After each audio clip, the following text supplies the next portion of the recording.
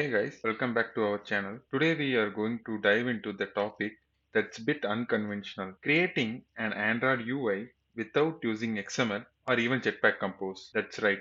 Do you think it is possible creating the Android UI without XML or Jetpack Compose? Definitely yes. We are going to do it all programmatically in Kotlin. So first thing, we need to create one variable called the root view, which is a linear layout in my case. So this is how we will create the linear layout instance, and then as usual we just need to specify the layout params, which is nothing but our match parent layout params, linear layout and layout params. So here we just created the linear layout. The layout width and height is match parent, and the orientation as usual we are having the vertical one. Now we will create one text view. We created the text view instance. This is pretty much similar to the linear layout. We're just creating the instance and having the width and height wrap content, and we having the text format. And the third thing, we will just again create the button. It also have same wrap content and the button. Now it is just instance are created but not yet used.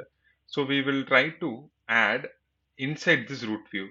So we having the root view instance, add view, and inside first we will add our text view, and again we'll add our button view. Now we need to call set content view with the root view, and just like that we have created a simple Android UI entirely in Kotlin code without XML and without Jetpack Compose. So like this we can able to create a custom views and a complex views, dynamic UIs. We can able to do that. Additionally, this will lead us to create a cleaner code in some cases, especially for dynamic UIs or when working with complex layouts. This is the traditional way we have used before the Jetpack Compose comes in. But now in this point, you no need to practice all these things, because these all things made easy in Jetpack Compose. So whatever we doing is a traditional view system that essentially working as an imperative manner. But if we take a look of Jetpack Compose, it is a declarative manner which will make the UI handling and UI hierarchy, everything is pretty much easy